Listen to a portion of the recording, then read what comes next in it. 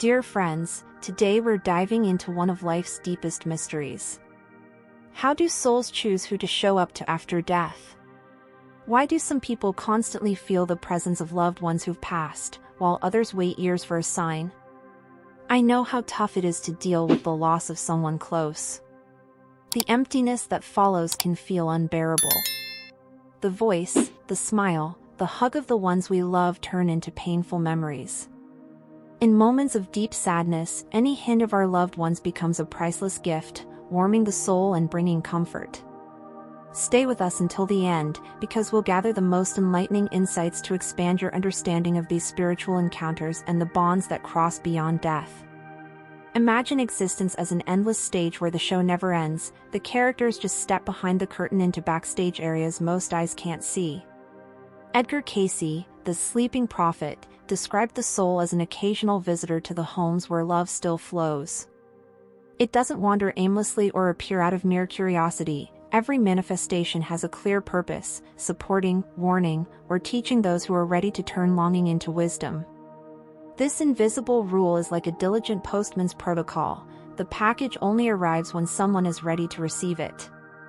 The signal happens when the emotional address is up to date and the heart's door is unlocked. So, two people living in the same house can grieve differently. One senses their grandfather's scent, the other only feels silence.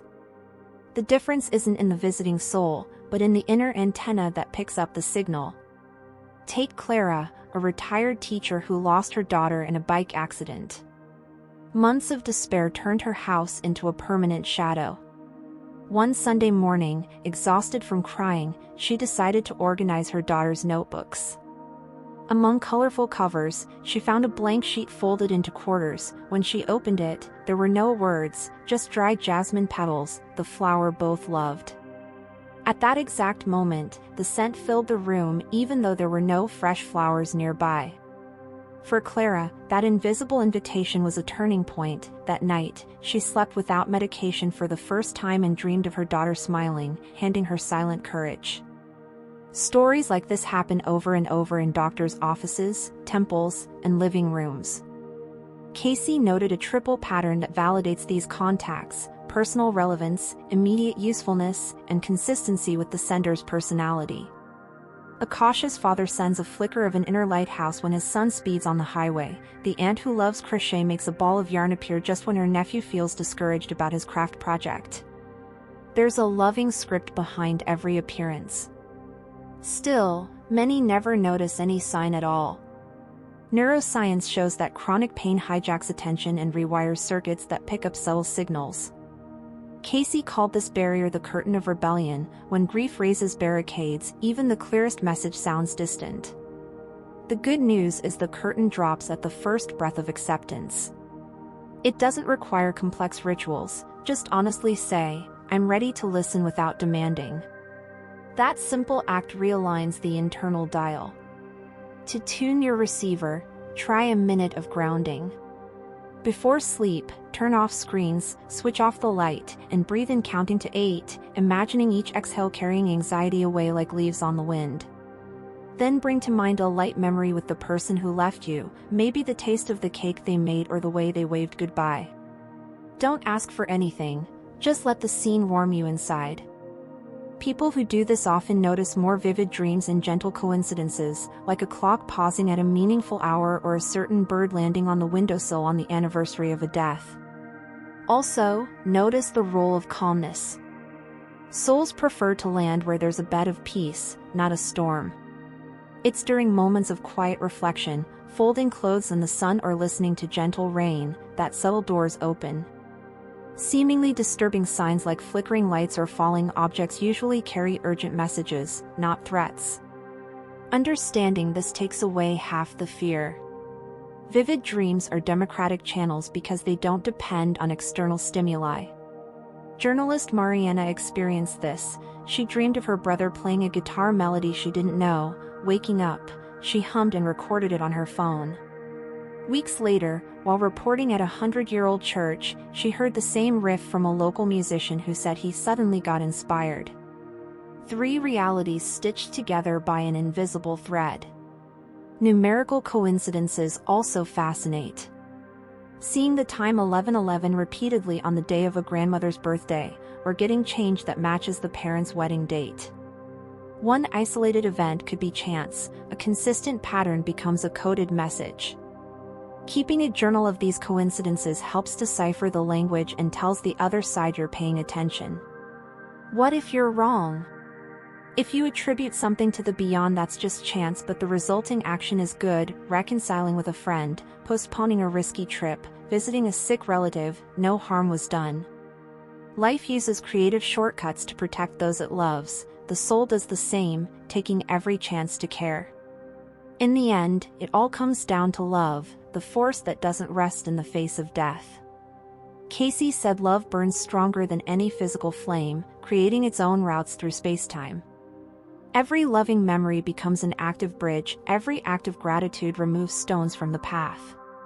Keeping memories light, without chains, is like leaving the porch light on so the visitor can find their way back. If these thoughts touched you, share them with someone who's grieving. Honest conversations turn pain into fertilizer for hope. And if you notice a different sign this week, an unexpected scent, timely melody, vivid dream, describe it in the comments. Your story might be the missing piece in someone else's puzzle. When someone we love passes, the mind tries to respond with mechanical formulas, but the heart insists on other frequencies. Edgar Cayce saw this contrast long before psychology popularized healthy grieving. He described the soul as a traveler who keeps a kind of vibrational contract with those left behind. If the love built in life was woven with threads of true connection, this contract stays active even after the biological clock stops, and the soul can choose to show up to reinforce promises, ease guilt, or complete unfinished lessons. It's not some show for attention, but a quiet, educational meeting. Cayce recorded countless cases where timely posthumous messages arrived, as if someone had checked an invisible calendar. Take Sebastio, a railroad worker who lost his brother during track repairs. Months after the funeral, still tormented by guilt that he could have prevented the accident, he dreamed his brother sitting beside the family's old valve radio. The broadcast was full of static, but one phrase came through clearly: "The line was broken before you arrived." That morning, Sebastio learned from colleagues that the official investigation had concluded a prior structural failure with no human fault. The dream dissolved years of self-blame. In Cayce's view, the visit's purpose was to free him so he could move forward lightly. The brother's soul, sensing the emotional prison, stepped in to unlock the chains. This is where the idea of emotional readiness comes in, the fertile ground where subtle seeds grow. A heart full of resentment is like waterlogged soil, even the best seed rots.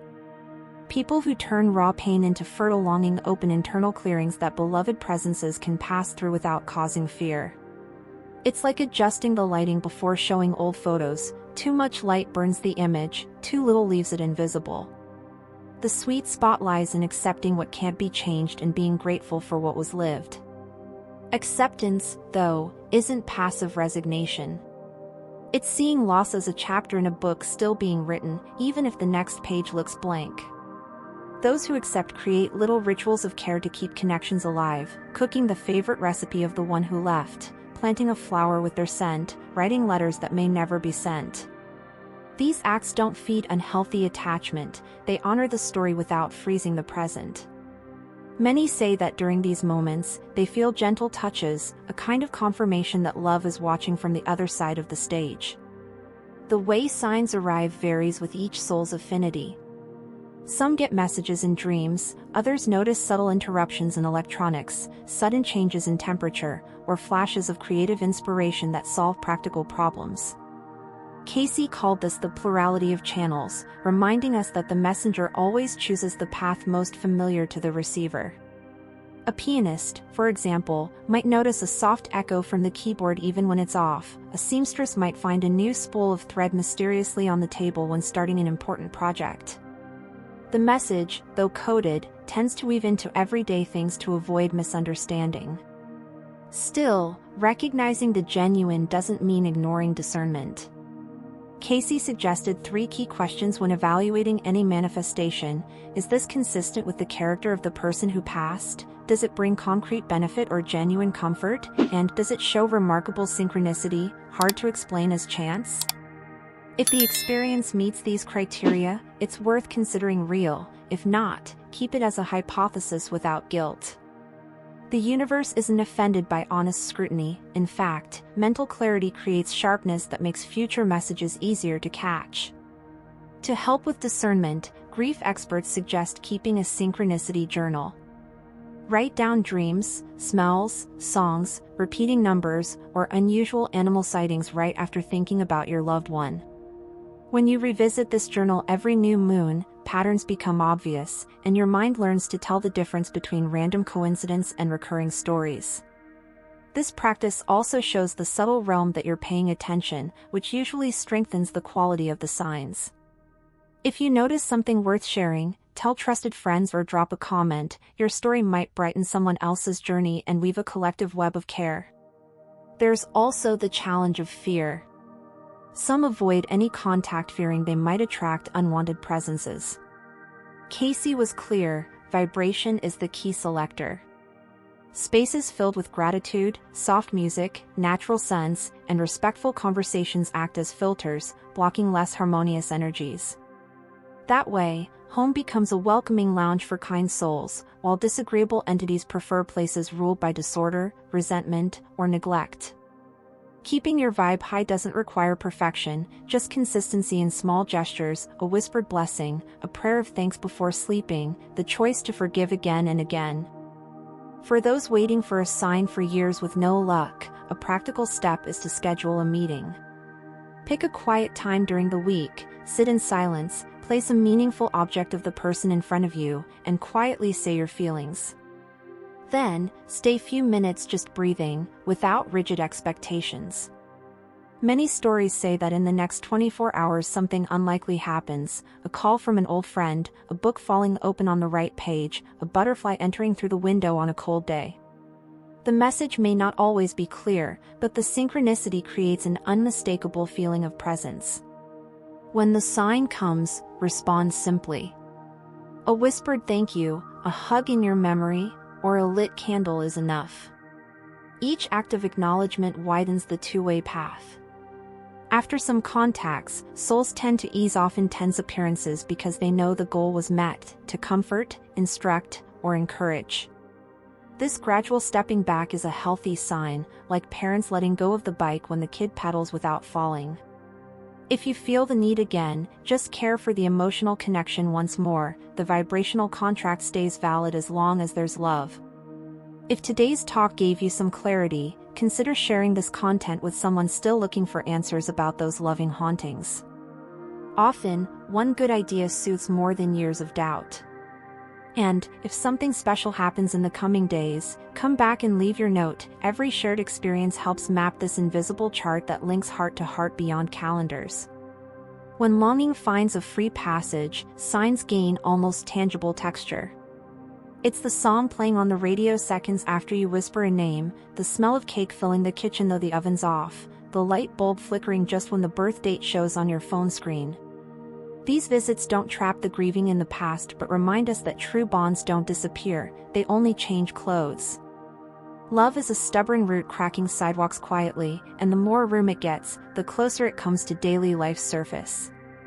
Many wonder if there's hierarchy among spiritual gateways, if dreams are better than numeric flashes, or if some people are born with exclusive gifts. Experience shows the ideal channel is the one that brings clarity without stealing freedom. Dreams offer a timeless stage for full conversations. Number sequences function as quick winks in the daily rush. Moving objects speak the language of surprise in urgent moments. The soul picks the path the receiver will instantly understand. It's not a fireworks show but careful teaching, a message shaped to fit the recipient's heart.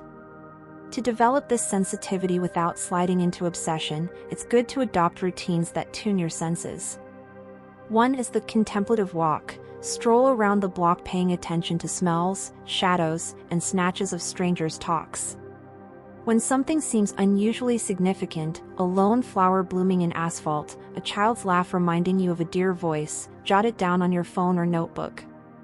Revisiting these notes, patterns stand out and form a true handwriting of the invisible. Another simple practice is the mental photo. Before sleeping, vividly picture your loved one's smile, without asking or stressing. Many say they wake up with a recent hug feeling or spot a meaningful coincidence right after breakfast. Then comes the worry, what if I open the wrong doors? Vibration is the key selector. Spaces filled with gratitude, soft music, natural scents, and respectful chats act as filters, while places of resentment or neglect attract heavy experiences. Keeping a tidy home, lighting a scented candle, or playing a peaceful song isn't superstition, it's emotional hygiene.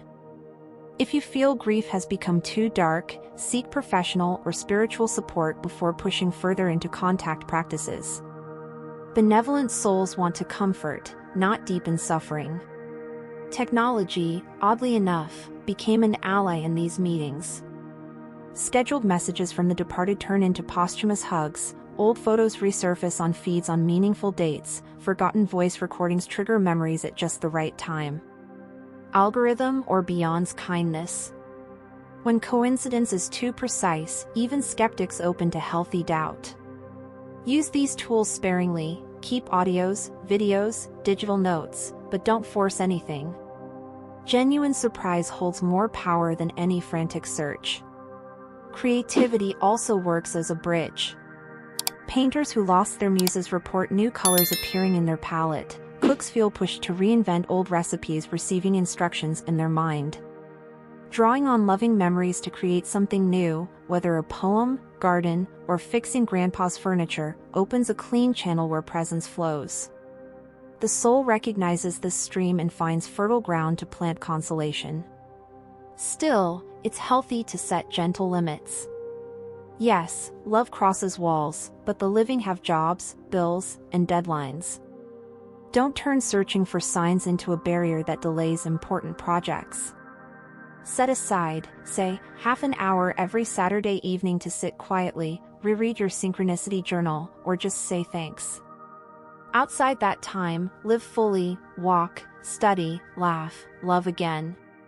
Souls don't compete with the future of those they care about, they root for it to bloom. Sharing experiences calls for care. Telling something sensitive to those who mock can hurt more than help. Pick empathetic ears or safe spaces. Our channel wants to be that place where each story honors the other's path. When you write me too, you stitch a new layer of meaning into the collective fabric that shields us from the cold of doubt. When sharing, protect the intimate details of others. Respect is a key part of good vibes. And if, despite journals, walks and prayers, no sign appears, the silence could mean an advanced stage of trust. Some spiritual teachers say absence is also an answer. It shows the soul knows you already have what you need to keep going. Birds don't shove their young just to watch them fall, but to teach them to fly. If the season seems to have ended transmissions, maybe you're ready to fly on your own wings. Honor the bond by doing things the person would admire, give time to those in need, forgive old fights, nurture simple joy. That's the lasting message that goes beyond candles, scents, and numbers. At the end of this reflection, go back to the question that started our talk: how do souls choose whom to appear to? They follow trails of affection paved by the free will of those who remain. When longing turns into a bridge, not a prison, worlds come closer with no effort. Walk that bridge with light steps, eyes open to the little things sprinkled throughout daily life. Courage is knowing the invisible doesn't demand sight, just presence of spirit. If any part of these lines sparked a memory or wiped a tear, leave a quick comment. Your words might be the spark someone else needed to recognize their own sign. And if you want to join conversations that hug both sky and earth, click subscribe. Besides supporting our work, you remind the digital universe that Soul Talks deserve space in the feed. May the tenderness of these exchanges echo between realms until the pain of one becomes comfort for many.